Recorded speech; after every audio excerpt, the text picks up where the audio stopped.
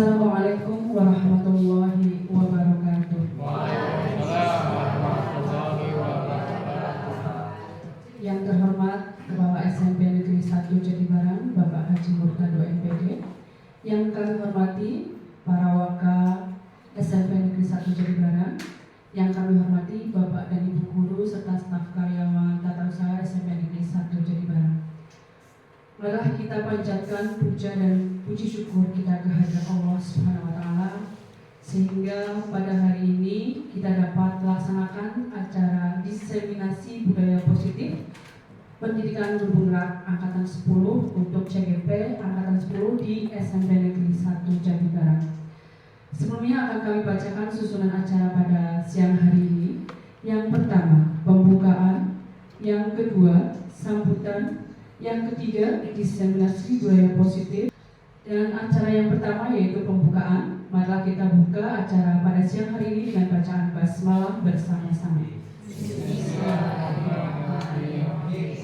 Acara yang kedua yaitu sambutan yang akan disampaikan oleh Kepala SMP Negeri 1 Jatibarang. Yang terhormat Bapak Haji Murtado MPD, kami persilakan.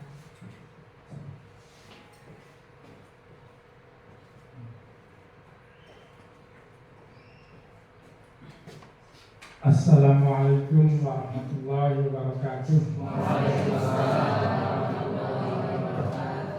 Alhamdulillah wassalatu wassalamu ala rasulillah amma ba'du. Kepala sekolah yang kami hormati, guru SMP Negeri 1 Jatibarang yang berbahagia, dan terkhusus kepada calon guru penggerak angkatan 10 SMP Negeri 1 Jatibarang yang berbahagia pula. Pertama, saya menyampaikan terima kasih karena panjenengan semua sudah berkenan menghadiri undangan dari teman-teman guru penggerak calon guru penggerak angkatan 10 yang akan melakukan diseminasi budaya positif. Perlu diketahui Bapak Ibu bahwa kegiatan ini akan berlangsung beberapa hari ke depan karena alhamdulillah tahun ini SMP Negeri 1 Jatibarang Brebes mempunyai 9 orang calon guru penggerak, sehingga untuk kegiatan diseminasi ini kita gunakan beberapa hari agar masing-masing bisa tampil atau bisa mempresentasikannya.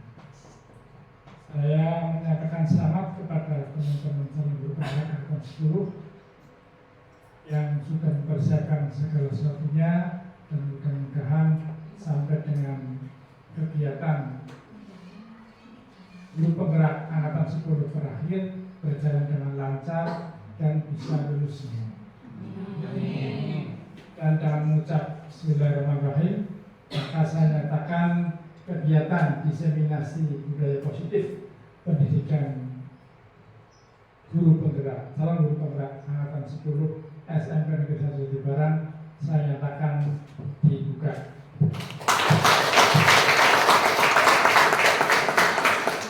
Terima kasih. Mudah-mudahan bisa bermanfaat untuk kita dan ke depan sekolah kita menjadi semakin baik. Dan yang dapat saya sampaikan, Assalamualaikum warahmatullahi wabarakatuh. Waalaikumsalam warahmatullahi wabarakatuh. Terima kasih kami sampaikan kepada Bapak Kepala SMP Negeri 1 Jatibarang, Bapak Haji Murtado MPD. Berikutnya yaitu diseminasi budaya positif pendidikan guru penggerak angkatan 10. Bismillahirrahmanirrahim. Assalamualaikum warahmatullahi wabarakatuh. Selamat siang Bapak Ibu semuanya. Selamat siang Pak Haji. Gimana kabarnya? Alhamdulillah sehat luar biasa. Yes, yes, yes. Alhamdulillah ya, sehat-sehat semuanya. Kita patut bersyukur ya, karena kesehatan itu paling utama bagi kita semua. Sehingga kita bisa berangkat ke sekolah ya, seperti rutinitas ya, setiap hari. Oke. pertama-tama ya, di sini saya akan mempresentasikan ya salah satu aksi nyata yang ada di program guru penggerak. Yang di sini bagian modul 1.4 ya. Di CGP itu ada 3 modul ya. Yang modul satunya aja itu ada 4. Yang modul 1.1 itu filosofis Ki Hajar Dewantara, yang kedua peran dan nilai guru penggerak, yang ketiga visi guru penggerak, dan yang ini budaya positif ya 1.4. Nah, di sini sebagai tugas saya untuk memahamkan di lingkungan sekolah saya berada ya. Nah, pertama-tama di sini rancangan tindakan untuk aksi nyata, judul modulnya budaya positif ya, oleh saya sendiri. Spend saja berbudaya ya. Dengan slogan kita sudah kita kenal dengan spend saja berbudaya ya.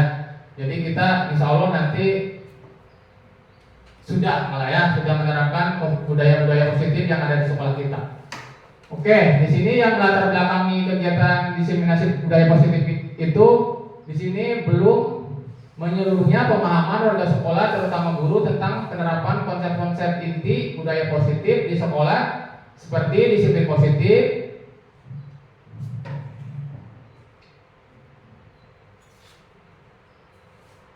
motivasi perilaku manusia, posisi kontrol guru, pembuat keyakinan kelas atau sekolah, dan penerapan segitiga restitusi.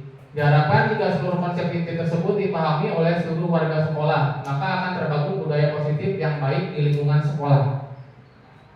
Yang tujuannya meningkatkan pengetahuan dan pemahaman tentang budaya positif. Kemudian terbentuknya motivasi intrinsik pada murid dengan pembuatan keyakinan kelas atau sekolah. Kemudian tolak ukurnya terlaksananya diseminasi konsep inti budaya positif di sekolah. Kemudian terbentuknya keyakinan kelas melalui kegiatan kesepakatan kelas yang dilakukan bersama wali kelas dan murid. Yang ketiga, murid dan guru konsisten dalam menjalankan keyakinan kelas yang sudah disepakati. Kemudian lini masanya berkoordinasi dengan kepala sekolah, berkoordinasi dengan para wakil kepala sekolah, melakukan diseminasi konsep inti budaya positif, menyusun keyakinan kelas, dan hasil keyakinan kelas ditempel di kelas masing-masing. Di sini dukungan yang saya perlukan ya, di sini kepala sekolah, wali kelas, rekan sejawat, murid, guru BK. Untuk ini perlengkapannya membuat keyakinan kelas yaitu karton, post-it, spidol warna-warni ya. Oke, di sini perencanaan aksi nyata saya sudah berkoordinasi sama kepala sekolah. Ya alhamdulillah di sini saya diizinkan ya untuk memaparkan aksi nyata budaya positif ini. Dan bareng-bareng dengan 9 CGP yang ada di sekolah kami. Nah, di sini untuk inti aksi di sini diseminasi budaya positif. Tujuan memahami konsep inti disiplin positif untuk menciptakan murid dengan profil pelajar Pancasila. Kemudian memahami peran sebagai guru untuk membangun budaya positif dengan menerapkan konsep disiplin positif dalam berinteraksi dengan murid. Nah, untuk konsep intinya di sini budaya positif ada 7 ya. Perubahan paradigma belajar, disiplin positif, motivasi perilaku manusia, kebutuhan dasar manusia, posisi kontrol guru, keyakinan kelas, dan segitiga restitusi. Untuk yang perubahan paradigma belajar, di sini pembelajaran paradigma baru merupakan pembelajaran yang berorientasi pada penguatan kompetensi dan pengembangan karakter yang sesuai dengan profil pelajar Pancasila. Yang ada 6 nilai ya, Bapak Ibu di sini profil pelajar Pancasila.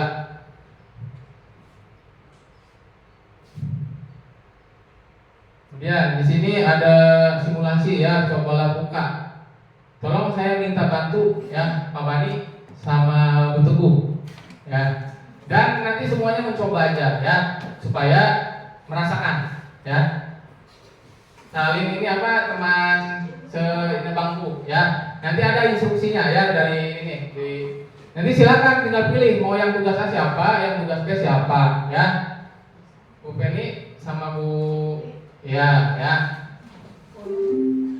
Silakan nanti ini Pak Bani mau yang A atau B ya, silakan pilih aja.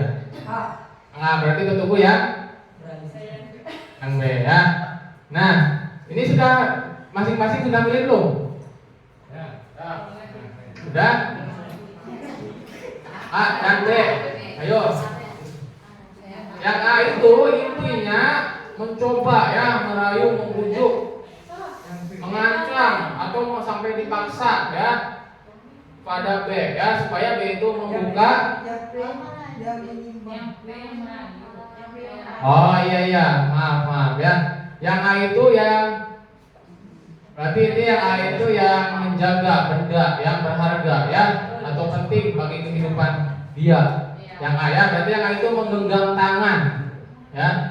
Yang A menggenggam tangan. Yang B berarti yang merayu, membujuk ya, atau mengiming-iming apa, atau mengancam atau memaksa ya. Coba nanti akhirnya dibuka atau tidak ya. Ya, udah paham perintahnya? Oke, kalau paham silakan semuanya mencoba ya. Pak Bani sama Bu Teguh, ayo semuanya yang di sini juga mencoba.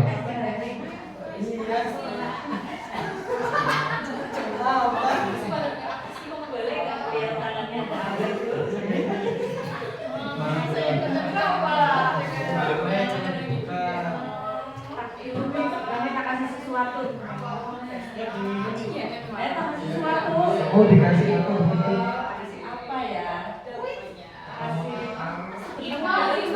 Iya, nanti saya Nanti tak traktirin Pak. terakhirnya. Kalau terakhir kayaknya enggak dulu deh. Enggak dulu sudah banyak yang terakhir soalnya.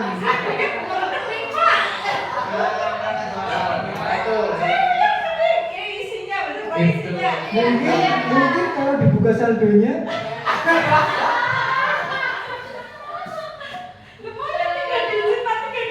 Oh, kalau 3 digit saya mampu Bu, nggak usah wis. Ayo betul gimana?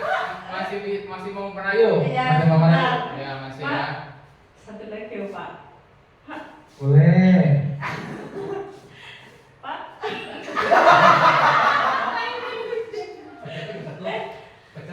Oh. Mau? Iya. Nih, Satu. ini, Iya. nih. Kalau ini nggak boleh begitu. Iya, Allah sulit banget sih.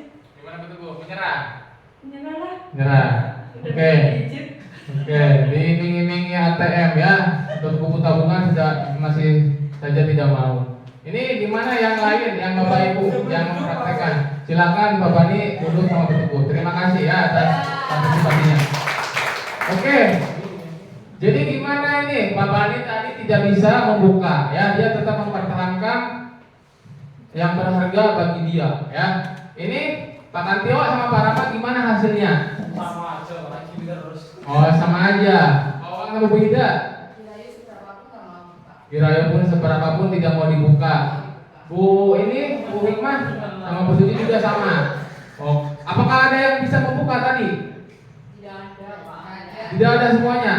Berarti mempunyai pendirian ya. Nah, di sini ada maksud ya. Jikalau tadi yang berarti yang A mempertahankan, dia berarti mempunyai motivasi intrinsik yang tinggi ya, itu mengenai kontrol dirinya ya. Dia berarti bisa mempertahankan ya. Tapi gak apa-apa jikalau ada yang sampai kebuka, itu ya hakikatnya masih tetap ya, teori kontrolnya masih ada di dirinya ya. Tetapi itu ilusi ya, ilusi. Pada akhirnya dia pilihan ya, pilihan itu secara ininya berarti yang A itu mengizinkan ya, mengizinkan untuk dibuka, tapi pada hakikatnya karena kebutuhan dasar dia berarti mengizinkan ya, mengizinkan guru mengizinkan dia membuka ya, karena pada hakikatnya tetap pada ada diri kita ya. Berarti kita kalau membuka Kan berawal dari kita juga awalnya ya, yang kuat itu memang karena kebutuhannya ya sudah ya. Jadi dia mengizinkan ya, seperti itu. Oke, di sini yang bagian miskonsepsi teori kontrol ya. Di sini ada 4 poin. Ilusi guru mengontrol murid. Ilusi bahwa semua penguatan positif, efektif dan bermanfaat. Ilusi bahwa kritik dan membuat orang merasa bersalah dapat menguatkan karakter. Ilusi bahwa orang dewasa memiliki hak untuk memaksa. Nah, nanti di sini maksudnya seperti ini ya. Ilusi guru mengontrol murid itu pada dasarnya kita tidak dapat memaksa murid untuk berbuat sesuatu jikalau murid tersebut memilih untuk tidak melakukannya. Walaupun tampaknya guru sedang mengontrol perilaku murid. Hal demikian terjadi karena murid sedang mengizinkan dirinya dikontrol. Nah, kan pada hakikatnya tetap walaupun ya kayak kita, silakan lari ya, keliling lapangan. Pada intinya itu karena ilusi guru ya. Pada hakikatnya kalau ya tidak mau silakan, nggak apa-apa ya. Intinya kalau mau berarti tetap itu karena apa? Dia yang mengizinkan untuk berlari ya.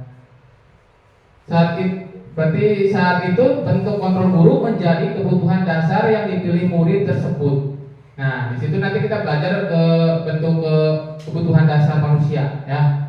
Di sini berarti karena murid itu guru itu menjadi kebutuhan dasar yang dipilih murid tersebut. Teori kontrol menyatakan bahwa semua perilaku memiliki tujuan, bahkan terhadap perilaku yang tidak disukai. Yang itu ya, yang ilusi guru mengontrol murid. Yang berikutnya ilusi bahwa semua penguatan positif, efektif dan bermanfaat. Di sini penguatan positif atau bujukan dalam bentuk-bentuk kontrol segala usaha untuk mempengaruhi murid agar mengulangi sesuatu perilaku tertentu adalah suatu usaha untuk mengontrol murid tersebut. Dalam jangka waktu tertentu, kemungkinan murid tersebut akan menyadarinya dan mencoba untuk menolak bujukan kita, atau bisa jadi murid tersebut menjadi tergantung pada pendapat sang guru untuk berusaha. Nah, itu seperti itu ya penjelasannya. Oke, yang berikutnya ilusi bahwa kritik dan membuat orang bersalah dapat menguatkan karakter. Jadi di sini maksudnya menggunakan kritik dan rasa bersalah untuk mengontrol murid menuju pada identitas gagal. Ya, mereka belajar untuk merasa buruk tentang diri mereka. Mereka mengembangkan dialog diri yang negatif. Kadang sulit bagi guru untuk mengidentifikasi bahwa mereka sedang melakukan perilaku ini, karena seringkali guru cukup menggunakan suara halus untuk menyampaikan pesan negatif. Nah, untuk berikutnya ilusi bahwa orang dewasa memiliki hak untuk memaksa. Banyak orang dewasa yang percaya bahwa mereka memiliki tanggung jawab untuk membuat murid-murid berbuat hal-hal tertentu. Apapun yang dilakukan dapat diterima selama ada sebuah kemajuan berdasarkan sebuah pengukuran kinerja. Pada saat itu pula orang dewasa akan menyadari bahwa perilaku memaksa tidak akan efektif untuk jangka waktu yang panjang dan sebuah hubungan permusuhan akan terbentuk.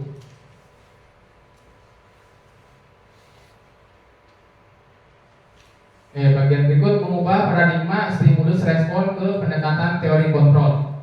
Di sini ya, untuk stimulus respon, realita atau kebutuhan kita sama. Untuk teori kontrol itu realitas atau kebutuhan kita itu berbeda. Ya. Jadi ya setiap manusia itu ya tidak disamakan ya untuk teori kontrol. Jadi berbeda-beda. Kemudian semua orang melihat hal yang sama. Tapi untuk teori kontrol, setiap orang memiliki gambaran yang berbeda, ya, atau murid, ya, bisa contohkan murid, ya, ketika melihat itu apa botol, ya, botol misal, ya, sampah, kan itu kan bagi yang orang yang berpikirannya tidak kreatif, misalnya, itu botol aku langsung aja dibuang di tong sampah, ya. Tapi kalau yang berpikirannya berbeda itu kan bisa menjadikan karya suatu kerajinan, ya. Bisa jadikan mobil-mobilan atau pesawat, ya, atau wadah itu pensil, ya, jadi kan lebih serbaguna, ya. Tuh, jadi teori kontrol itu lebih luas, ya. Kemudian stimulus respon yang ketiga, kita mencoba mengubah orang agar berpandangan sama dengan kita.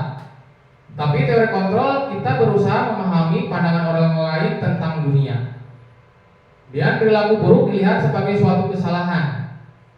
Tapi teori kontrol semua perilaku memiliki tujuan, ya, walaupun dia salah atau benar, tetap ya karena sesuatu perilaku itu pasti semuanya memiliki tujuan tertentu, ya. Misal katakan hidup itu pilihan, ya. Jadi apapun yang kalian sudah pilih ya terima aja resikonya, ya, karena kan pada hakikatnya dia yang memilih, kontrol diri ya di situ. Kemudian orang lain bisa mengontrol saya, hanya Anda yang bisa mengontrol diri Anda.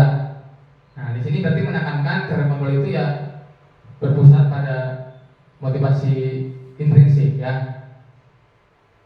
Kemudian saya bisa mengontrol orang lain, tapi teori kontrol Anda tidak bisa mengontrol orang lain. Dan pemaksaan ada pada saat bujukan gagal. Untuk teori kontrol, kolaborasi dan konsensus menciptakan pilihan-pilihan baru. Dan model berpikir menang kalah. Untuk teori kontrol, model berpikir menang-menang, ya, win to win berarti, ya. Jadi menemukan semua solusi. Nah, untuk pertanyaan pemantik, apakah Anda setuju dengan pernyataan ini? 1. Hukuman dapat mendisiplinkan anak. 2. Pemberian hukuman dengan hal positif seperti membaca atau membersihkan halaman sekolah dapat meningkatkan disiplin anak. 3. Memberi penghargaan dapat meningkatkan motivasi belajar. Nah, itu ada pertanyaan pemantik. Silakan Bapak Ibu, ya. Kira-kira itu Bapak Ibu setuju atau tidak, ya, dengan 3 poin pertanyaan pemantik ini? Gimana Bapak Ibu? Untuk hukuman dapat mendisiplinkan anak. Tidak setuju. Bu Fitri gimana?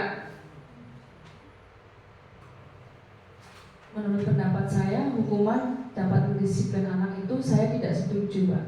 Ya, karena Yang namanya hukuman itu pasti membekas, menyakitkan, Pak. Jadi nanti timbulnya anak itu bisa mendendam kepada orang yang menghukumnya, begitu, Pak. Oke, ya. Ya, terima kasih untuk pernyataannya Bu Fitri, ya. Tepuk tangan, ya. Oke, ya. Berarti untuk Bu Fitri itu setuju, ya, hukuman dapat mendisiplinkan. Tidak setuju, ya, hukuman dapat mendisiplinkan anak. Ya, memang namanya hukuman itu kan menyakitkan, ya, apalagi hukuman udah ke fisik, ya, itu kan lebih double, ya, dari hati sama badan, ya, jasmani sama rohani, ya, ibarat PJOK gitu, ya. Jasmani jasad, ya, rohani ya jiwa, ya. Oke, jadi akan membekas, ya, betul sekali itu, ya. Jadi kita kan dikenal sekarang kan istilah sekolah ramah anak, ya. Jadi ya kita berorientasi pada itu ramah anak itu, ya. Jadi tidak ada kekerasan verbal maupun fisik. Kemudian yang pemberian hukuman dengan hal positif seperti membaca atau membersihkan halaman sekolah dapat meningkatkan disiplin anak. Gimana? Tidak setuju, betul Bu. Gimana? Berpendapat tidak setuju. Ya, menurut saya pemberian hukuman dengan hal positif seperti membaca atau membersihkan halaman sekolah dapat meningkatkan disiplin anak. Mungkin ia bisa anak itu disiplin, tetapi hanya sementara karena pada suatu saat anak akan mau membaca atau mau membersihkan halaman sekolah ketika dia dihukum. Jadi siswa itu saya mau bacanya nanti aja kalau ada hukuman. Kalau tidak ada hukumannya nanti akan malas membaca. Padahal literasi kan seharusnya tidak usah karena hukuman. Jadi saya tidak setuju begitu Pak Abi. Oke, tepuk tangan untuk bertemu, ya, luar biasa, ya, jawabannya. Jadi ya memang, ya, di sini Betugu mengatakan tidak setuju, ya, karena itu pada dasarnya hukuman, ya, berpatokannya hukuman. Nanti kita di slide-slide berikutnya akan membahas hukuman ya. Jadi hukuman memang ya, walaupun itu positif membaca atau membersihkan halaman ya, walaupun itu kan aktivitasnya positif ya, tetapi karena kurang baiknya atau tidak baiknya karena didasari dengan hukuman ya. Jadi itu kan tidak muncul karena kesadaran diri atau motivasi intrinsik. Itu kan karena dipicu karena kesalahan atau kesalahan atau kegagalan, jadi dikasih hukuman membaca atau membersihkan halaman. Ya intinya memang kurang tepat ya. Jadi ya tidak setuju ya pendapatnya betul tadi. Oke, yang ketiga, memberi penghargaan dapat meningkatkan motivasi belajar anak. Ya, gimana kira-kira? Tidak setuju. Oh ya, Bapak nih.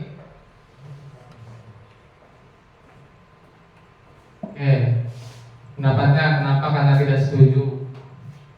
Memberi penghargaan dapat meningkatkan motivasi belajar anak itu sebenarnya ilusi, Pak. Karena memang pada dasarnya anak itu hanya akan termotivasi jika ada sesuatu di baliknya. Jadi lebih baik agar memunculkan motivasi belajar anak itu jangan menggunakan penghargaan, tetapi lebih dengan misalkan pembimbingan serta ada diskusi yang ke arah yang lebih positif agar anak itu lebih menghargai dirinya sendiri. Itu Pak dari saya, Pak. Jadi dari saya untuk yang nomor 3 saya tidak setuju dengan pernyataannya. Oke, terima kasih Bapak nih. Jawabannya. Oke ya, tadi itu untuk pemantik ketiga Bapak ini tidak setuju ya. Karena kembali tadi ya, jadi motivasi belajar anak itu karena ada iming-iming penghargaan ya, atau dikasih sesuatu reward ya. Jadi kan dia tidak murni ya dari kemauan diri dia sendiri. Misal ada maksud ya, misal saya giat ya, misal giat belajar ya, karena diimingi orang tua akan diberikan HP ya atau mainan baru ya. Jadi kan dia terpacu karena ada iming-iming ya. Yang bagus itu kan tidak ada iming-iming ya, seperti itu ya. Bagian disiplin positif. Disiplin berasal dari bahasa Latin disciplina, yang artinya belajar. Disiplin mengacu pada disiplin diri yang memiliki tanggung jawab terhadap apa yang dilakukannya berdasarkan nilai-nilai yang diyakini. Disiplin positif merupakan salah satu cara penerapan disiplin yang bertujuan untuk menumbuhkan kesadaran serta memberdayakan peserta didik tanpa imbalan, penghargaan atau reward, ancaman atau hukuman. Jadi di sini kesimpulannya sebagai pendidik, tujuan kita adalah menciptakan anak-anak yang memiliki disiplin diri sehingga mereka bisa berperilaku dengan mengacu pada nilai-nilai kebajikan universal dan memiliki motivasi intrinsik bukan ekstrinsik. Paham ya Bapak Ibu ya? Jadi itu tujuan budaya positif itu ya, memunculkan motivasi apa? Intrinsik ya, betul sekali ya. Di sini nilai-nilai kebajikan universal, di sini nilai-nilai kebajikannya adalah sifat-sifat positif manusia yang merupakan tujuan mulia yang ingin dicapai setiap individu. Nilai-nilai tersebut bersifat universal dan lintas bahasa, suku bangsa, agama maupun latar belakang setiap perilaku perbuatan memiliki suatu tujuan menurut Dr. William Glasser pada teori kontrol 1984.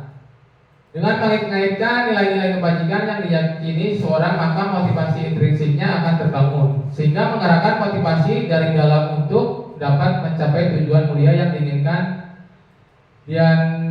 Gosen ya 1998. Nilai-nilai kebajikan yang ingin dicapai oleh setiap anak Indonesia kita kenal dengan profil pelajar Pancasila ya, yang beriman, bertakwa kepada Tuhan Yang Maha Esa dan berakhlak mulia, mandiri, bernalar kritis, berkebinekaan global, bergotong royong dan kreatif ya.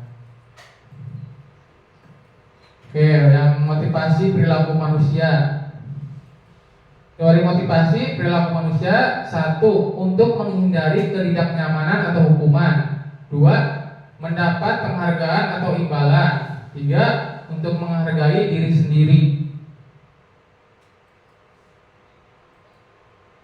Apa perbedaan hukuman, konsekuensi, dan restitusi? Nah, di sini ya. Hukuman adalah sesuatu yang menyakitkan. Hukuman bersifat tidak terencana atau tiba-tiba tanpa kesepakatan. Hukuman bersifat satu arah dari pihak guru yang memberikan. Nah, jadi di sini ya Bapak Ibu, untuk pengertian hukuman intinya itu sepihak ya, tidak melibatkan murid. Tiba-tiba aja ada tindakan guru menghakimi murid. Nah, itu yang tidak dianjurkan. Kemudian yang B, konsekuensi adalah disiplin positif yang sudah terencana atau sudah disepakati, sudah dibahas dan disetujui oleh murid dan guru. Nah, kalau konsekuensi itu merupakan disiplin positif yang sudah terencana ya. Jadi sudah disepakati ya, antara guru sama murid itu udah saling menyepakati ya. Nanti di sini ada ya mengenai keyakinan kelak. Di situ nanti seputar konsekuensi akan terbahas juga ya. Kemudian yang C, restitusi merupakan proses kolaboratif yang mengajarkan murid untuk mencari solusi untuk masalah mereka dan membantu murid berpikir tentang orang seperti apa yang mereka inginkan dan bagaimana mereka harus memperlakukan orang lain. Nah, kalau restitusi itu lebih ke kolaboratif, jadi kayak pelayanan ya, guru terhadap anak itu mencari solusi ya. Jadi pada ini menekankan anak itu menyadari ya, menyadari diri bahwa perilaku itu salah atau benar. Nanti siswa yang akan mengungkapkan ya. Jadi kita cuma merangsang ya, kita menggunakan bahasa kayak pemantik lah ya. Apakah kamu terlambat itu dibenarkan atau tidak ya? Nanti udah otomatis siswanya aja yang menjawab ya. Kita jangan langsung menghakimi. Kamu terlambat ya, itu perbuatan yang salah ya. Udah tahu kita salah ya, biarkan aja. Takutnya kan siswa itu tertekan ya. Jadi dibiasakan di restitusi itu kita melayani anak dengan kebutuhan dasarnya ya, karena kan semua perilaku anak itu karena pasti ada sebabnya. Oke Bapak Ibu ya, sebelum kita lanjut ke materi berikut, kita briefing dulu ya supaya lebih segar kembali ya. Coba kita semuanya aja ya berdiri ya, berdiri supaya lebih rileks lagi. Oke ya, untuk ini briefingnya Bapak Ibu tepuk ya. Nanti ada tepuk 1, tepuk 2, tepuk 3 ya. Nih saya contohkan dulu ya. Misal ya, tepuk 1, tepuk 2, tepuk 3, tepuk 1, 2. Nah, itu berarti kurang konsen. Clue-nya itu kan tidak ada tepuk. Ya. Nah, berarti ini pikirannya belum konsen ke materi juga, bisa jadi ya. Ya, coba ya lagi ya. Sudah tahu clue-nya? Sudah, oke. Tepuk 1. Tepuk 2. Tepuk 3. Tepuk 2. 1. Ya, satu gak apa-apa ya, maklumi ya, gak apa-apa ya, 1 kali lagi ya. Oke. Tepuk 3. Tepuk 1. Tepuk 2. Tepuk 1. Tepuk 2. 1. Oke, luar biasa ya. Sudah berarti sudah fokus ya untuk instruksi dari saya. Terima kasih Bapak Ibu. Oke, perbedaan hukuman dan konsekuensi. Hukuman ya, di sini sama konsekuensi ada perbedaannya ya. Hukuman itu sesuatu yang menyakitkan harus terjadi. Konsekuensi sesuatu harus terjadi ya, karena ya konsekuensi pasti harus terjadi ya, karena yang sudah disepakati tadi ya. Kemudian hukuman membuat anak sakit fisik maupun hati ya untuk jangka waktu yang lama. Tadi yang kata Bu Fitri ya, bisa membekas sampai dia dewasa ya. Kemudian yang konsekuensi membuat anak merasa tidak nyaman dalam jangka waktu pendek ya, cuma sementara kalau konsekuensi ya. Kemudian anak membenci kedisiplinan. Kalau konsekuensi anak menghargai disiplin. Menghargainya itu karena sudah disepakati bersama. Yang ke hukuman itu paksaan. Kalau konsekuensi itu stimulus tanggapan. Jadi ada sebab dan akibat ya. Kemudian yang hukuman mendorong anak menyakiti diri sendiri. Yang konsekuensi mendorong anak agar mudah menyesuaikan diri. Kemudian konsep diri yang buruk, konsekuensi konsep diri yang baik. Kemudian yang anak belajar untuk menyembunyikan kesalahan, konsekuensi anak belajar untuk mematuhi peraturan. Kemudian yang hukuman marah, rasa bersalah, dipermalukan, merasa tak dihargai, konsekuensi kehilangan hak, dibuat tidak nyaman, diasingkan untuk sementara ya, untuk sementara waktu itu. Di sini ada 5 kebutuhan dasar manusia ya. Di sini ada 5 ya yang kami ya CGP pelajari ya. Di sini ada bertahan hidup, kasih sayang dan rasa diterima, kebebasan, penguasaan dan kesenangan. Bertahan hidup di sini maksudnya ya setiap manusia pasti ya memiliki ini untuk bertahan hidup ya, seperti kebutuhan hidup kita yang pokok ya, yang primer itu ya makan ya, minum, tidur ya. Ini apabila dikaitkan dengan siswa, misal Bapak Ibu melihat ya, mengalami ada siswa yang tidur ya, makan di kelas ya, itu karena di sini kan sudah kebutuhan dasar manusia, pasti manusia itu ya perlu butuh makan, minum, tidur ya.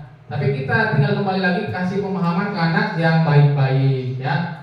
Jadi di sini ya tinggal dikasih pemahaman aja. Nah, kamu tidur ya, silakan cuci muka dulu ya, seperti itu. Jangan diangburkan ya, dianggurin ya. Jadi itu kan rugi bagi anak ya. Walaupun kita nggak rugi, tapi kan anak itu ya kita memperhatikan anak lah ya. Jadi kebutuhan itu ya, belajar itu ya kebutuhan anak ya. Nah di situ ya, ketika misal ada yang makan ya, makan di kelas, yang kita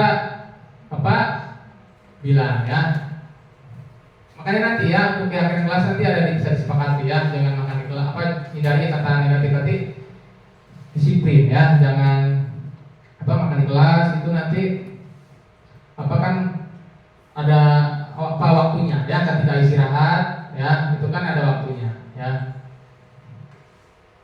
Seperti itu ya.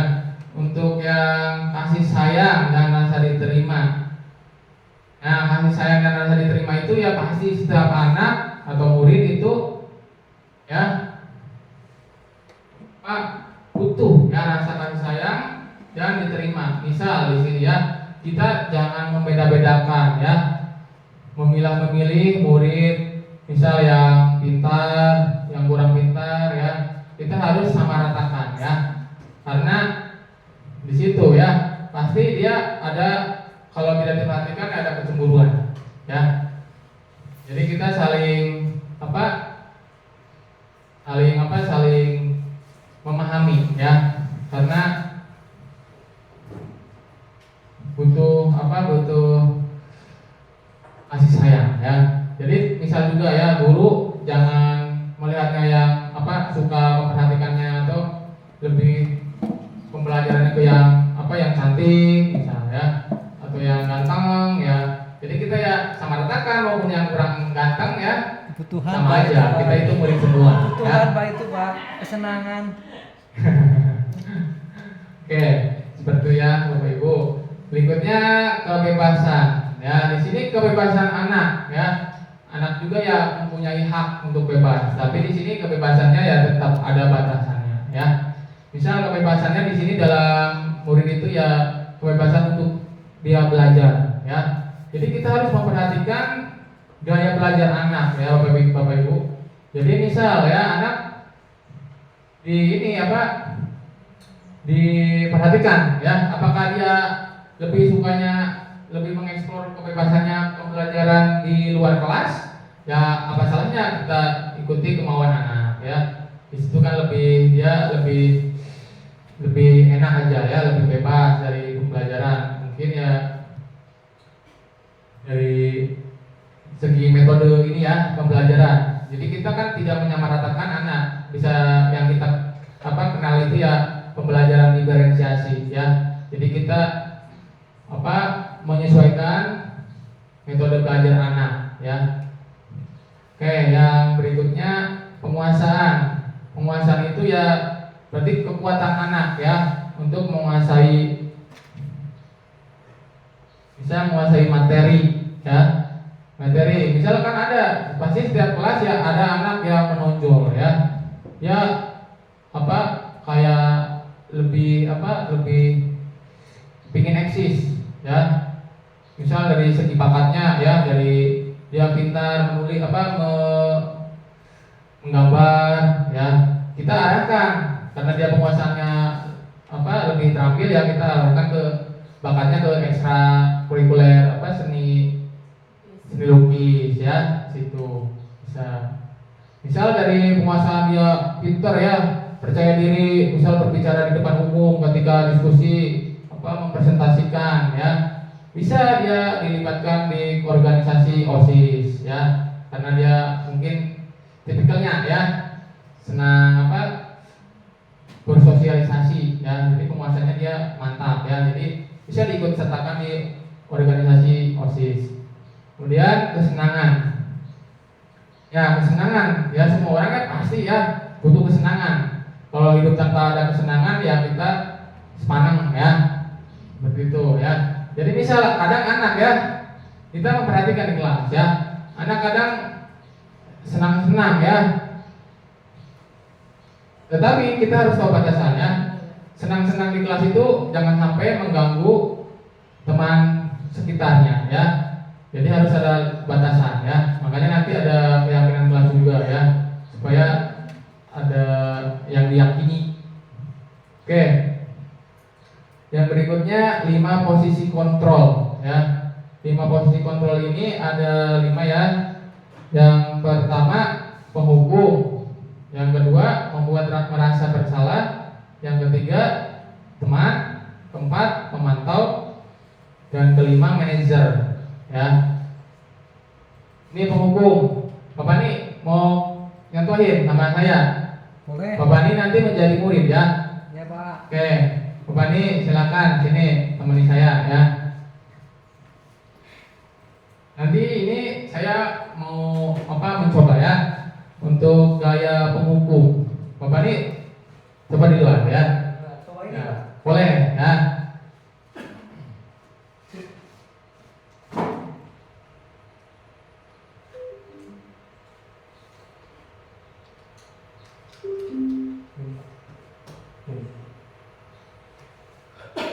Boleh dimulai Pak Abid. Silakan. Selamat pagi Pak. Selamat pagi, selamat pagi. Kamu tahu ini jam berapa? Jam 7 Pak. Nah, asal kamu sering terlambat, gak tahu waktu. Ya. Ini tangan kamu. Jongkok.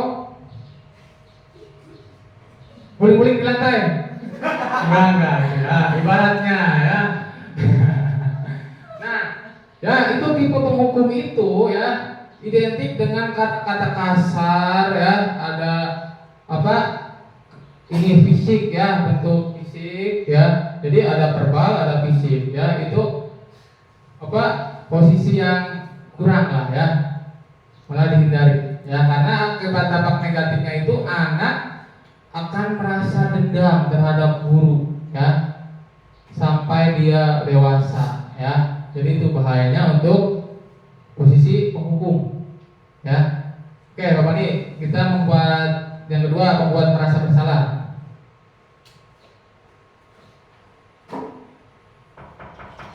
Selamat pagi Pak. Ya, ini pagi.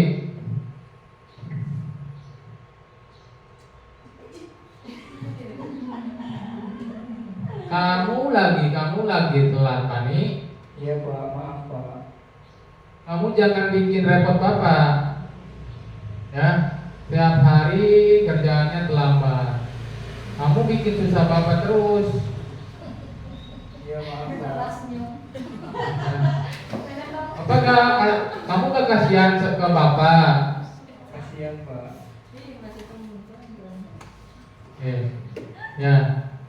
Jadi di sini ya, untuk membuat merasa bersalah itu, jadi seakan-akan kita ya ke anak ya mempertanyakan itu akibat apa kesalahan dia terlambat ya, dia merasa bersalah ya, dia memang merasa bersalah seperti itu ya. Oke, yang ketiga. Oke. Sampai 8 kali. Selamat pagi Pak. Pagi Pak Bani. Hai Bro. Nah, kenapa kamu terlambat? Biasa Pak. Ada tongkrongan dulu sama teman-teman. Asik ya, nongkrong terus. Asik Pak. Tapi kapan-kapan teman saya ajak nongkrong. Ya tapi Bapak kalau udah selesai tugas dulu ya kalau nongkrong. Tapi itu awas kamu ya, harus tahu aturan ya. Iya Pak. Karena kamu telat ya. Lain kali jangan telat ya. Iya Pak. Kamu kasihan sama Bapak enggak? Kasihan Pak. Itu teman Pak. Iya ya. Kita harus saling menghargai ya. Oke, Harus tahu waktu ya main itu ya. Oh iya Pak, siap Pak. Ya, oke. Nah, jadi kita itu ibarat sama murid itu kayak kawan ya. Jadi ya itu ya. Jadi batasannya itu ya kayak bukan guru sama murid ya. Jadi seakan-akan kita itu ya teman bermain ya. Tapi nanti tetap ada apa minusnya ya.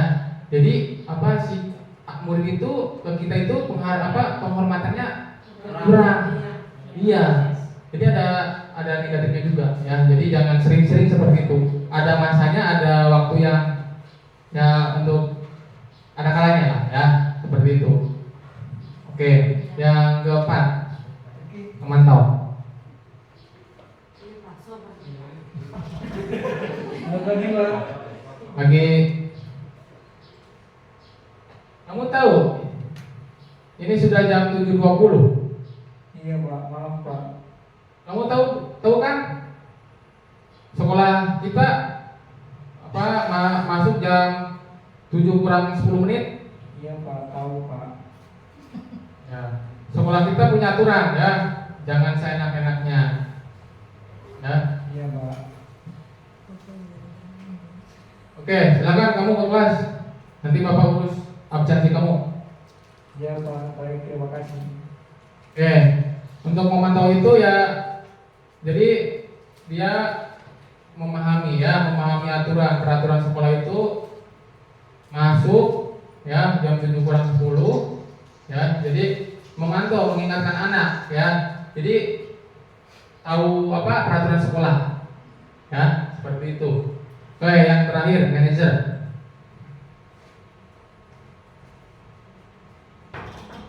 Selamat pagi Pak. Pagi.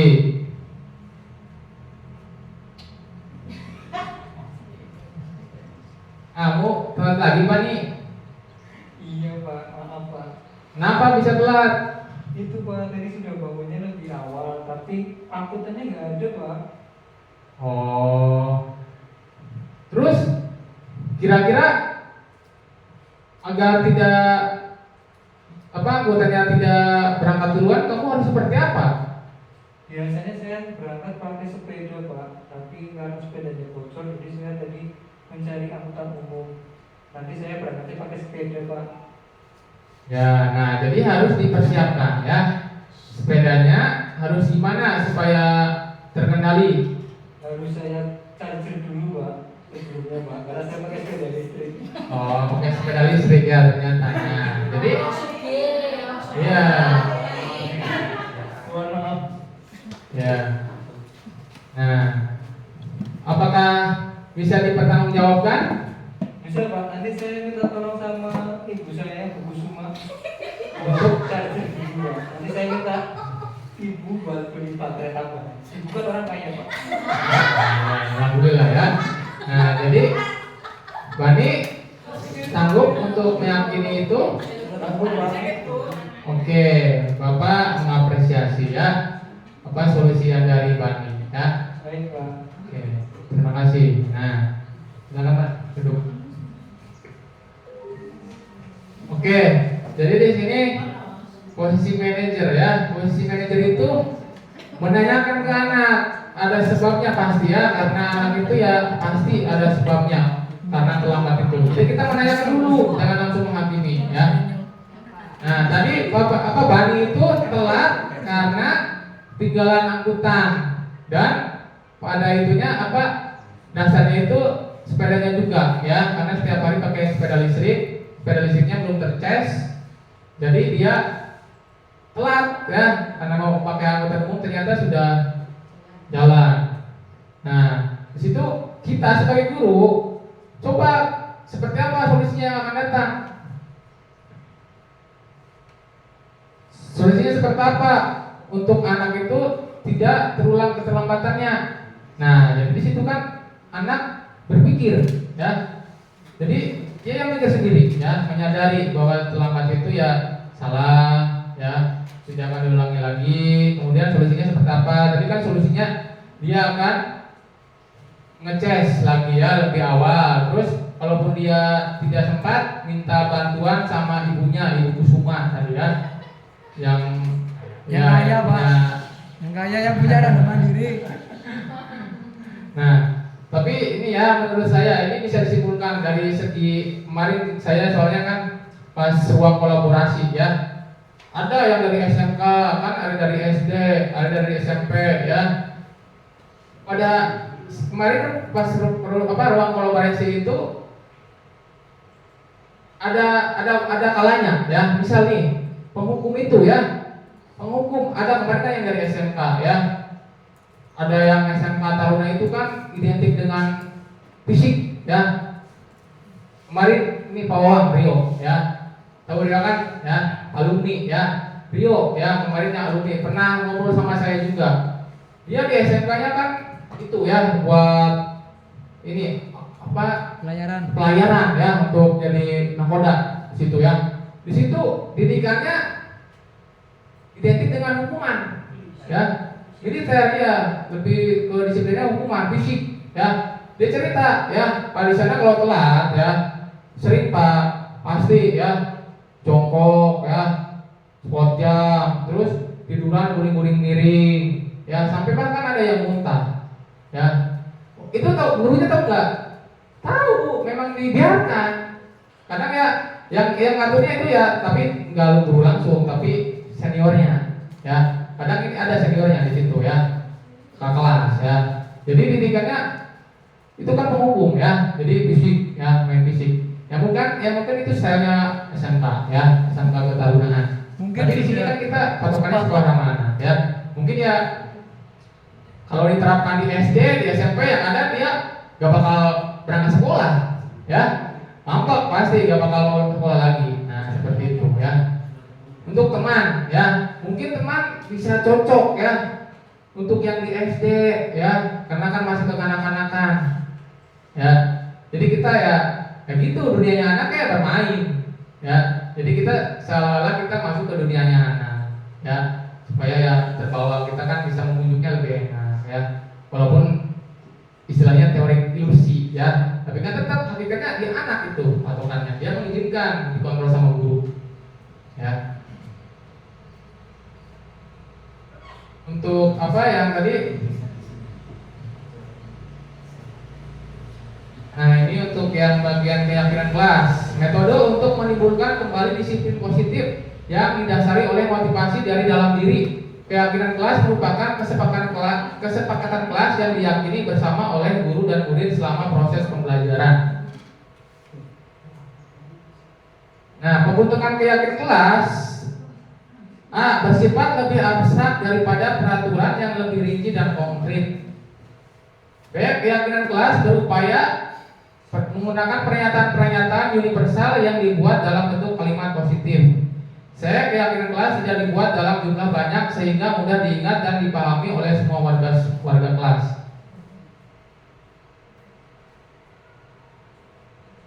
Sebentar Bapak Ibu ya, ini nanti saya mau menampilkan pas saya di kelas mengenai pembentukan keyakinan kelas bersama anak-anak.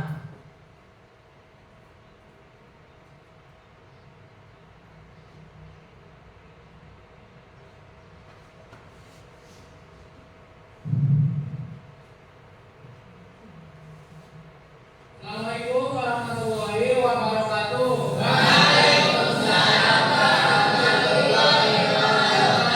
Oke, selamat siang semuanya. Gimana kabarnya?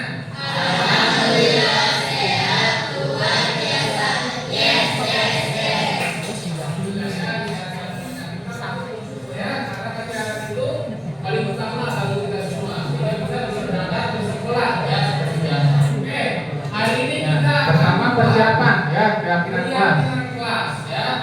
Apakah kalian sudah mengenal keyakinan kelas?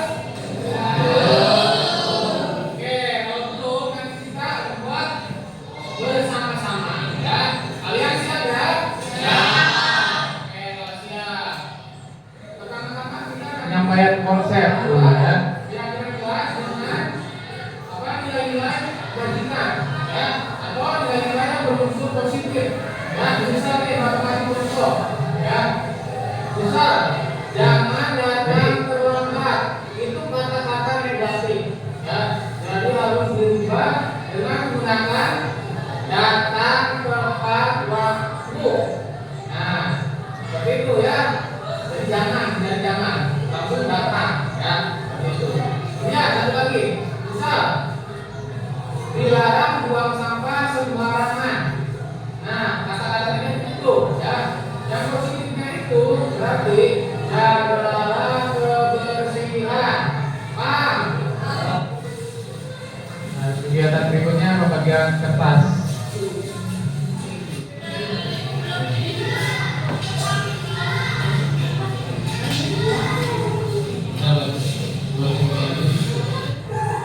Kemudian murid menulis keyakinan kelasnya.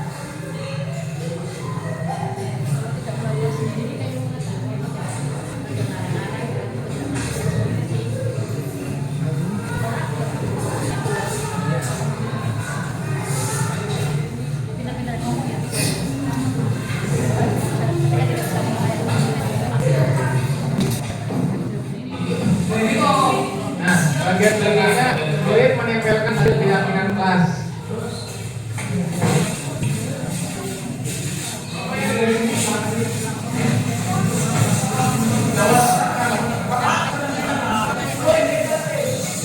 Di sini anak-anak sangat bersemangat Bapak Ibu ya untuk buat keyakinan kelas. Ya, mudah-mudahan Bapak Ibu juga bergerak ya untuk membuat keyakinan kelas.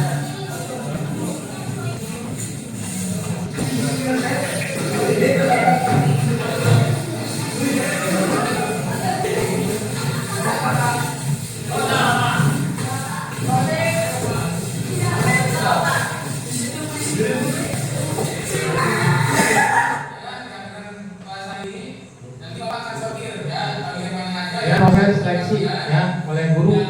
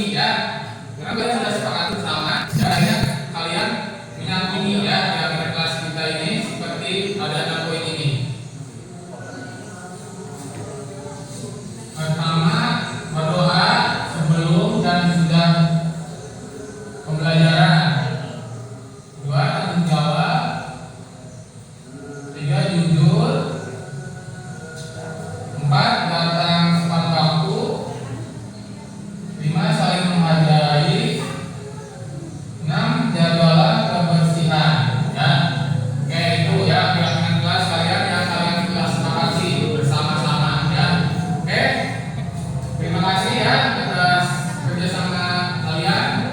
Bapak akhiri. Assalamualaikum warahmatullahi wabarakatuh. Nah, terus untuk menguatkan anak itu ya disuruh tanda tangan ya. Jadi proses tanda tangan dilakukan kelas.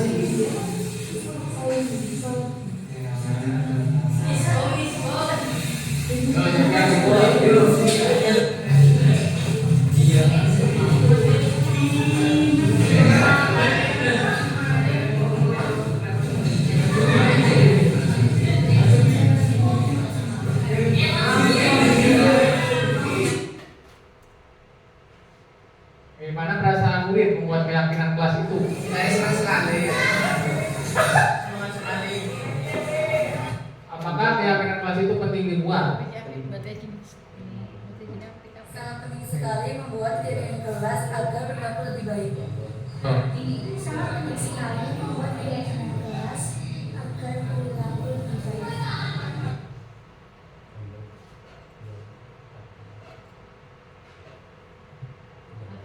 Jangan sebelahnya. PDF. Sebelahnya PDF. Terus kanan.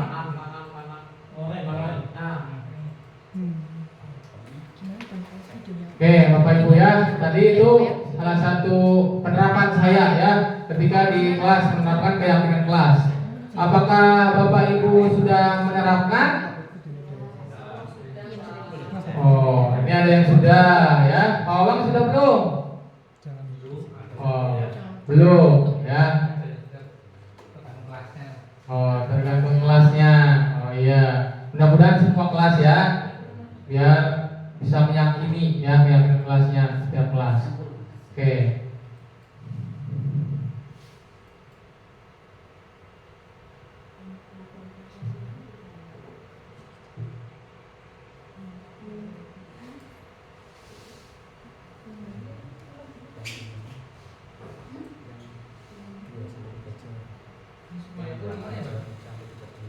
Bayang. Bawah, kanan bawah. Itu yang terus pojok. Terus. Nah, atas lagi atas. Nah. Ini contoh kalimat positif ya atau budaya positif yang tampak seperti dan tidak tampak seperti. Nah, di sini satu datang tepat waktu ya. Tidak tampak sepertinya datang terlambat. Ya. Kemudian mendengarkan saat guru menjelaskan. Sibuk bermain sendiri. Ya. 3. Menjaga kebersihan kelas. 3. Membuang sampah di kelas. 4. Menghargai pendapat teman. Acuh terhadap pendapat teman. Berempati, individualis, tidak mau bekerja sama. Dia jujur, berbohong. Nah, itu ya yang positif itu yang tampak seperti nanti ya, Bapak Ibu. Dia yang mengenai percaya dan menghormati orang lain dan barang miliknya. Tampak seperti, tidak tampak seperti. Untuk yang tampak seperti meminta izin ketika meminjam, tanpa izin langsung mengambil. 2. Menyapa saat bertemu ya, menyapa saat bertemu, acuh tak acuh atau cuek. 3. Menjaga barang pinjaman, merusak barang pinjaman.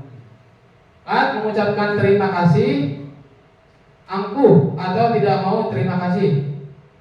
5. Berbicara yang sopan, berbicara kotor atau senonoh. Dan ini setiap anggota kelas melakukan tugasnya ya. Terdengar, selamat pagi, apa kabar?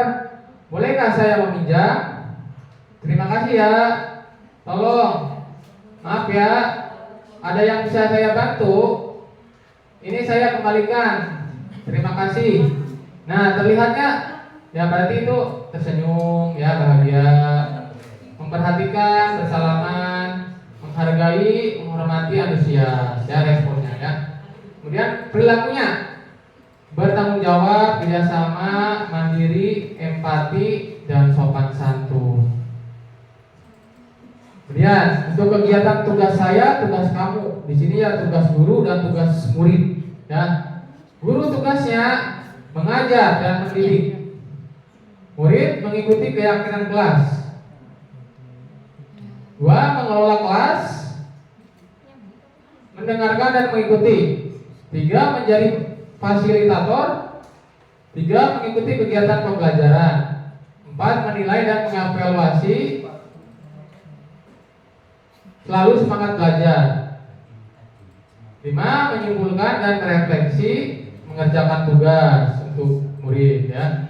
6. Melaksanakan pengayaan dan remedial, mengetahui potensi diri. Di sini nih ya, inti dari pola dari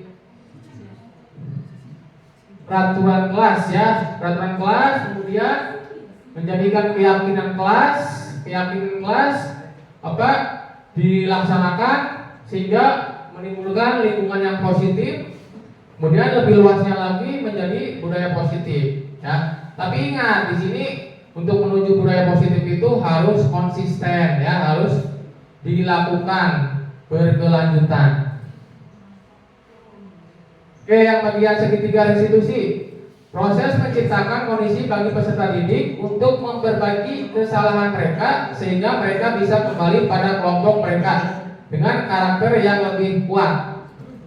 Oke, sebelum ke ini lagi ya, kita berdiri lagi ya, speaking ya, speaking lagi yuk. Kita berdiri lagi ya supaya rest ya, terus lagi. Yuk Bapak Ibu yuk. Oke, ini sama hampir kayak tadi ya, kefokusan ya, ditekankan kefokusan ya. Oke. Nah, ini misal ya. Pegang telinga, ya, pegang mulut, pegang mata, nah, pegang hidung, pegang kepala, nah, seperti itu ya, paham ya? Coba sekarang, pegang kepala, pegang telinga, pegang hidung, pegang mulut, pegang pundak, telinga. Manazar, nanti udah disuruh pegang. Ya berarti kurang fokus. Oke, kebanyakan fokus ya. Oke, satu kali lagi ya, satu kali lagi.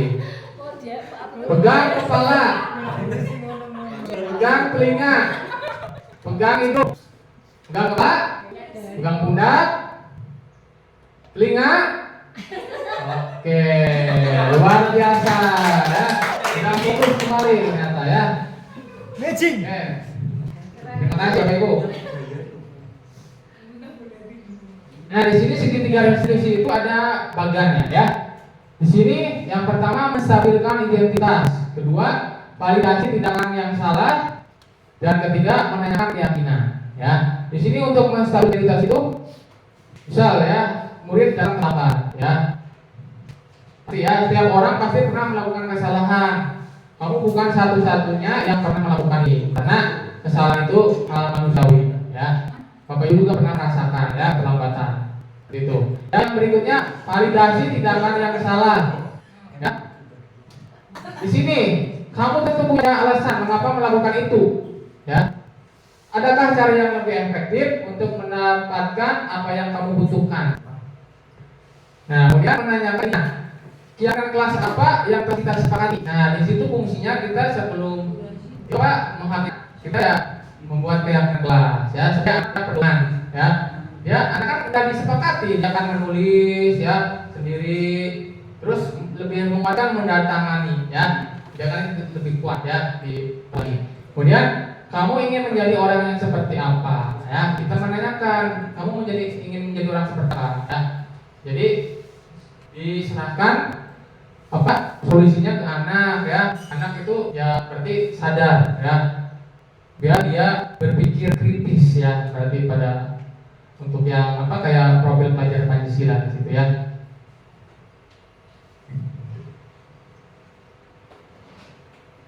Oke, di sini nanti ada video ya. Tuh video.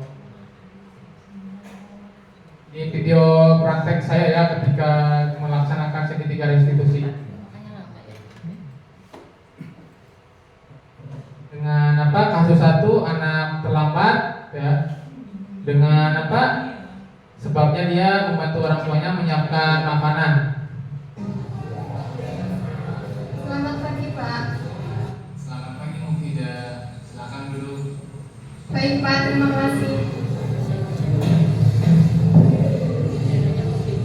Mufidah tahu Bapak panggil ke sini. Iya, Pak. Tahu. Kita sering terlambat berangkat sekolah. Bapak tahu Mufidah datang terlambat. Pasti punya alasan kan? Coba ceritakan ke Bapak alasannya apa. Iya, Pak. Kadang saya bangun kesiangan. Terus juga saya bantu ibu saya menyiapkan sarapan. Tahu membantu orang tua itu perbuatan yang sangat terpuji. Namun apakah Mufidah masih ingat keyakinan kelas kita? Masih, Pak. Kalau masih ingat, kira-kira menurut Mufidah sudah sesuai dengan keyakinan kelas belum? Belum sesuai, Pak. Keyakinan kelas yang mana Mufidah? Selalu bertanggung jawab, Pak, dan datang tepat waktu. Bagus, kalau Mufidah sudah ingat betul mengenai keyakinan kelas kita.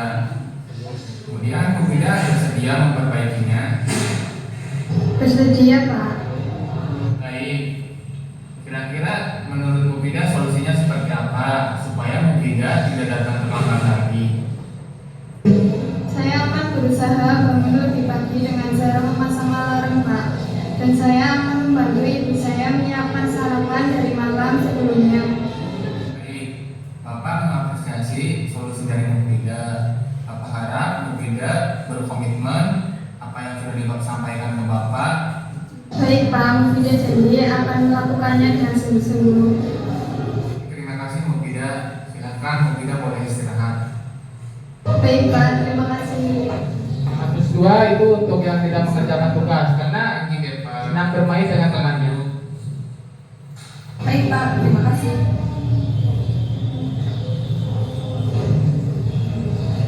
Kan tahu Bapak panggil ke sini karena apa? Apa mungkin Deva sering gak mengerjakan tugas, Pak? Nah itu Bapak tahu. Tapi Bapak yakin Deva punya alasan. Iya, Pak. Deva lupa kerjain tugas, Pak. Deva sibuk main sama teman-teman, Pak, sepulang sekolah. Bapak tahu bermain dengan teman-teman itu hal yang menyenangkan bagi Deva. Tapi apakah Deva masih mengingat keyakinan kelas kita? Masih, Pak. Oh, masih ingat. Kira-kira sudah sesuai apa belum dengan keyakinan kelas kita Deva? Belum, Pak. Menurut Deva, keyakinan kelas mana yang belum sesuai? Bertanggung jawab dan selalu mengerjakan tugas yang diberikan oleh guru, Pak. Nah, Deva tahu apakah Deva punya solusi untuk masalah ini? Iya, Pak. Punya. Deva akan membuat jadwal belajar dan melaksanakan tugas. Deva juga akan meminta bantuan ibu untuk membantu Deva saat mengerjakan tugas, Pak. Baik, Bapak mengapresiasi solusi dari Deva. Bapak harap Deva berkomitmen untuk menjalankannya. Iya, Pak. Deva janji Deva akan berkomitmen lagi. Baik, terima kasih. Silakan Deva boleh istirahat. Baik, Pak. Terima kasih.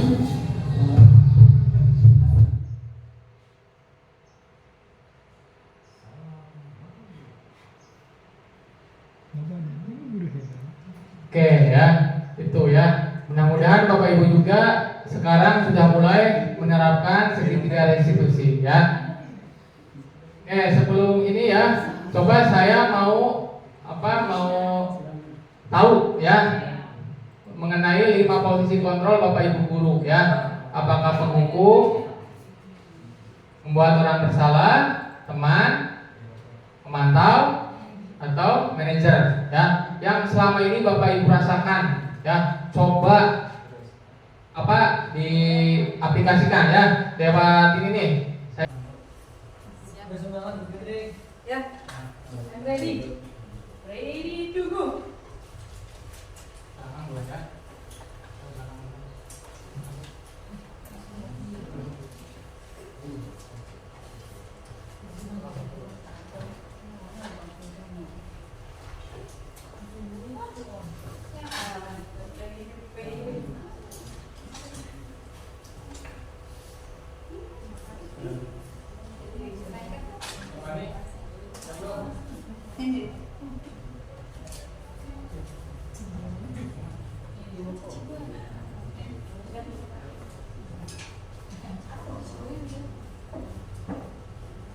Ya, silakan Bapak Ibu ya menuliskan posisi kontrolnya masing-masing. Boleh yang Ibu Bapak Ibu rasakan ya, apakah bisa dua ya, teman atau manajer atau pemantau atau pemukul ya.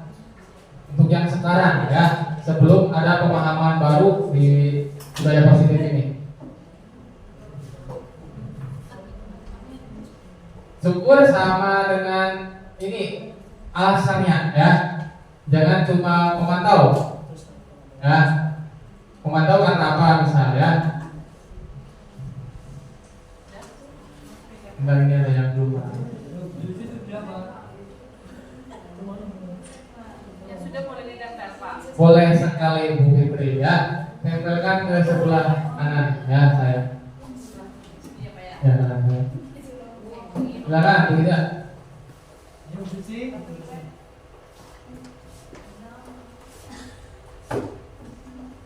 Betul dengan alasannya ya.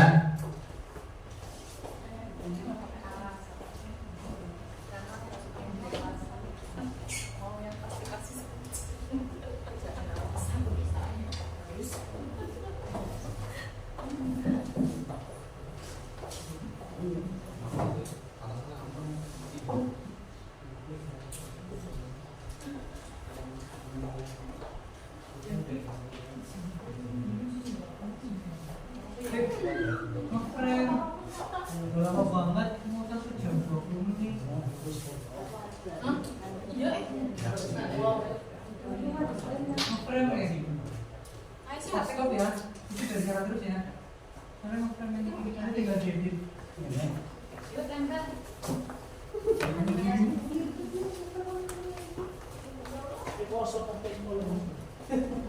Itu sih masih jalan nggak? Masih.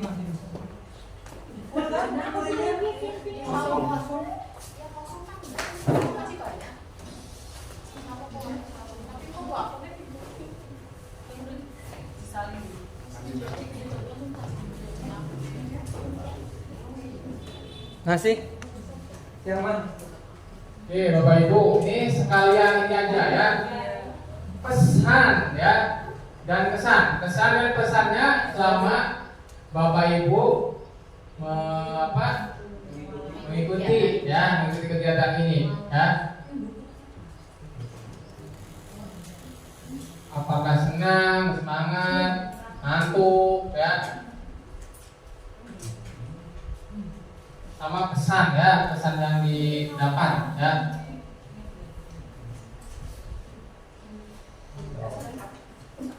Itu bukan pesan. Pemesan. Pemesan ya. Itu bukan pesan, itu pemesan.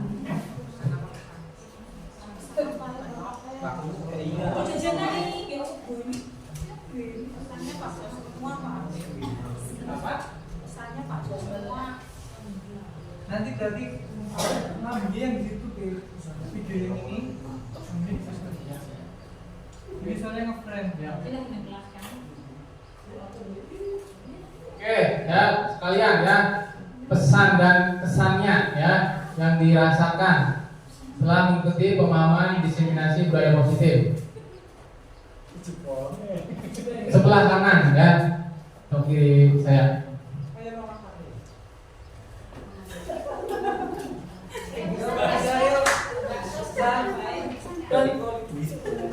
Ya baliknya yang amplop. Asik.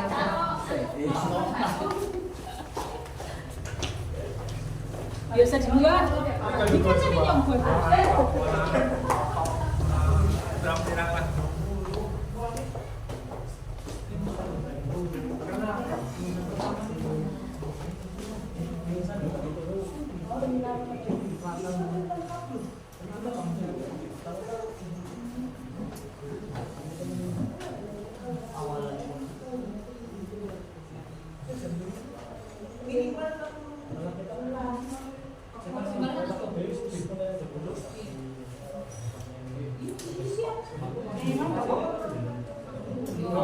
Oke,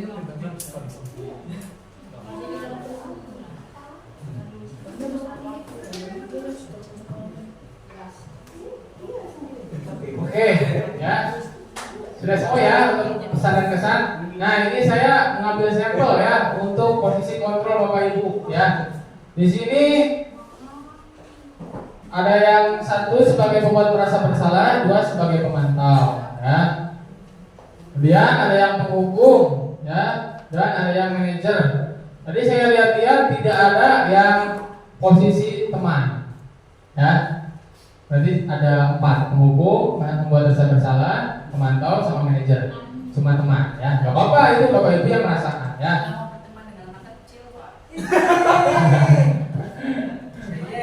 Oke, coba saya lihat ya pesannya, sama pesan. Soto.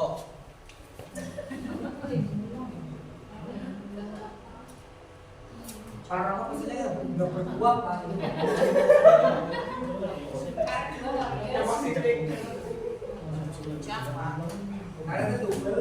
Oke, saya ambil beberapa contoh ya. Di sini kesannya senang dan bisa mendapatkan ilmu ya. Pesannya semangat Pak ya. Alhamdulillah ya, mencoba semangat ya, walaupun ya lumayan nih ya. Kemudian ada senang dengan mendapatkan ilmu baru ya. Alhamdulillah ya kalau mendapatkan ilmu baru ya. Kemudian senang dan termotivasi mulai ke hal-hal positif. Ya, kita kan temanya budaya positif ya. Mudah-mudahan kita bernilai positif semuanya ya. Oke, yang keempat ini senang dapat menginspirasi keyakinan kelas ya. Mudah-mudahan semua Bapak Ibu juga melaksanakan pembentukan keyakinan kelas ya. Oke.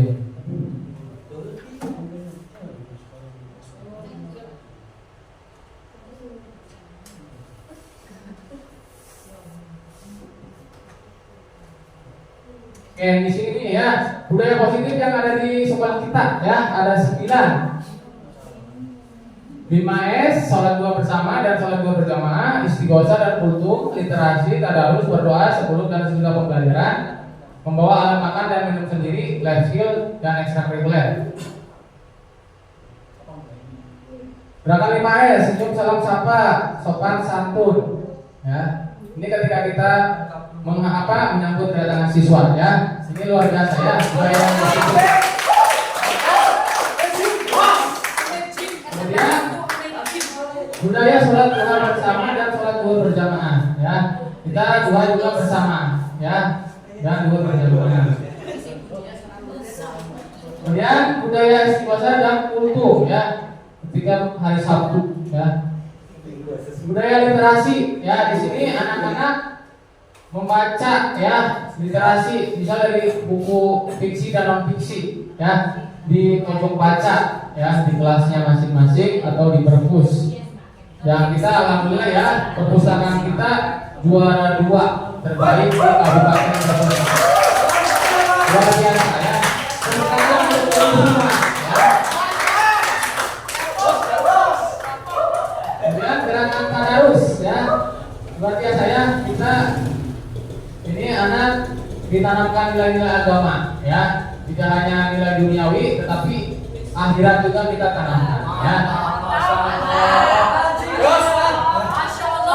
Kemudian berdoa sebelum dan sesudah pembelajaran ya.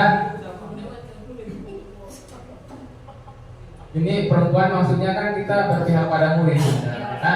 Jadi kita anak yang upaya punya jiwa kepemimpinan ya. Jadi anak yang memimpin kelas. Kalau itu saya ambil dari buku ini. Nah, membawa alat makan dan minum sendiri ya. Ini budaya yang baik sekali ya, supaya meminimalisir sampah ya. Iya. Luar biasa. Dan ekstrakurikuler ya. Ini ada kurikuler macam-macam ya. Ada dari olahraga, kegiatan pramuka, KS, itu juara ya, juara nominasi ada 4 kategori ya Bu Atika. Ya, luar biasa ya, sangat besar ya. Yang terakhir itu life skill ya. Life skill itu ya untuk membekali murid kita untuk di masa yang akan datang ya. Jadi untuk membekali kecakapan hidup dia dari segi apa ini teknologi ya. Karena kan di zaman kita itu kan sudah era digital ya. Jadi anak-anak sudah dikenalkan sejak SMP supaya di dunia kerja mereka sudah tidak awam ya atau gaptek teknologi. Iya, harapannya tabungannya 10 digit lah ya. Thank you ya. Salam literasi ya. Oke, ini apabila barangkali ada yang ditanyakan ya, apakah ada yang kurang jelas ya, silakan. Bawang ya. Nah, tolong ya. Assalamualaikum warahmatullahi wabarakatuh. Waalaikumsalam warahmatullahi wabarakatuh. Terima kasih kepada narasumber.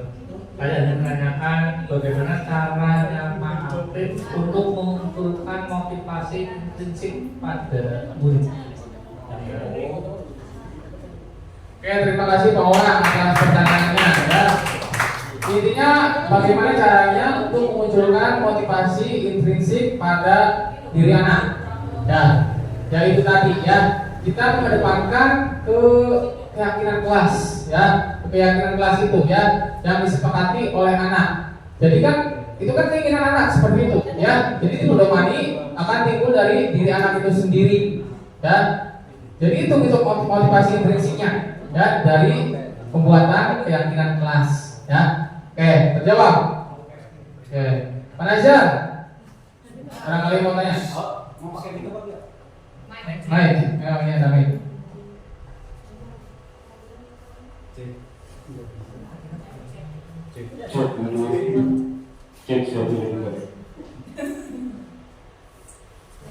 Assalamualaikum warahmatullahi wabarakatuh. Waalaikumsalam warahmatullahi wabarakatuh. Izinkan saya bertanya untuk Pak Afif terkait dengan diseminasi budaya positif di SMP Negeri 1 Jember.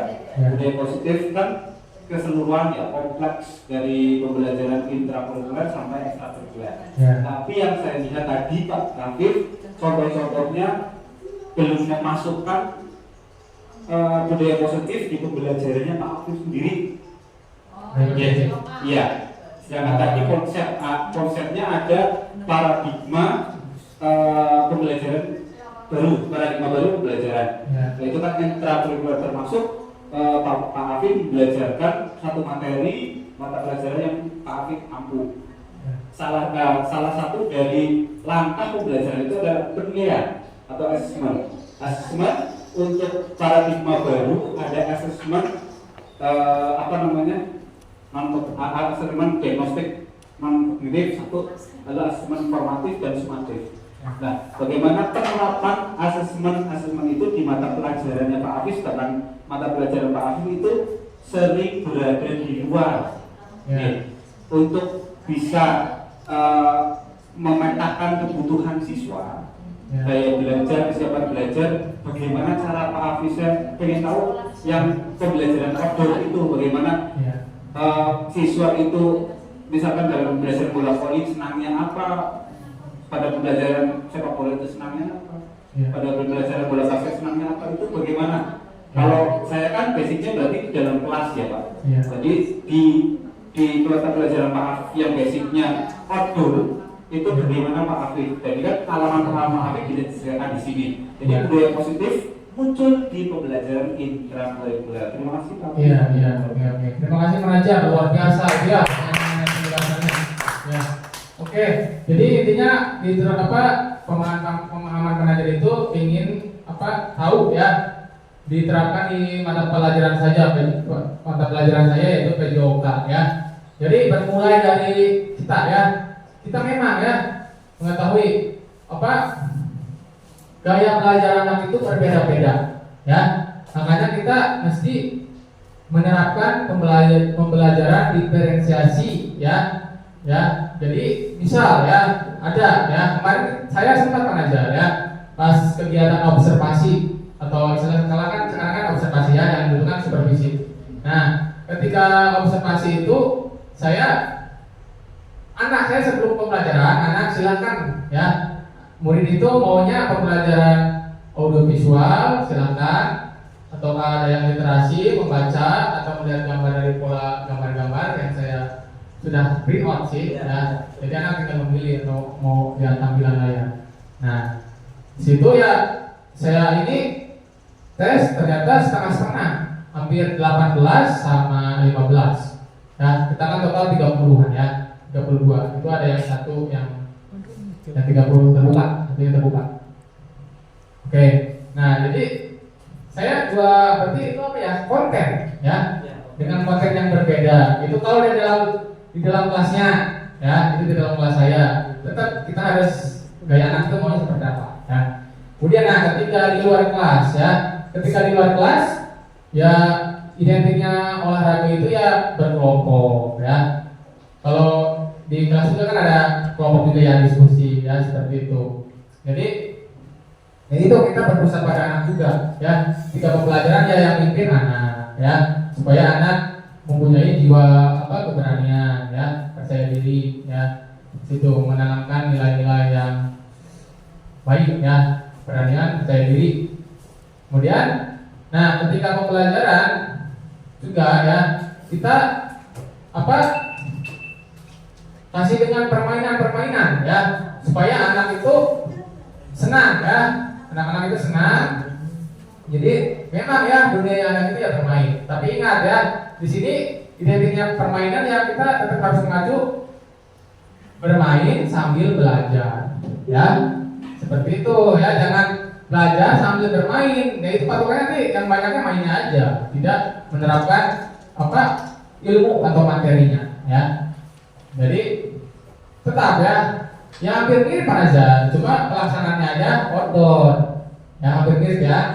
Tetap ada kelompok ya, kelompok dibentuk. Misalkan kalau di segi olahraga tim ya, bola basket, bola voli kan 6 pemain ya, bola basket 5 pemain. Di situ kan tetap ada nilai kolaborasi anak ya, kerjasama ya.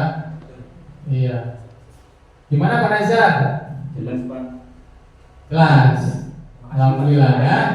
Sama-sama ya. Tepuk tangan Pak Nazar sama Pak ya. Oke. Gimana Bapak Ibu? Ada lagi atau cukup? Oke ya. Kalau cukup ya, kita selesai di ujung acara ya. Oke, terima kasih dari saya. Semoga ilmu ini bermanfaat bagi kita semua ya. Oke, terima kasih. Saya ucapkan Assalamualaikum warahmatullahi wabarakatuh.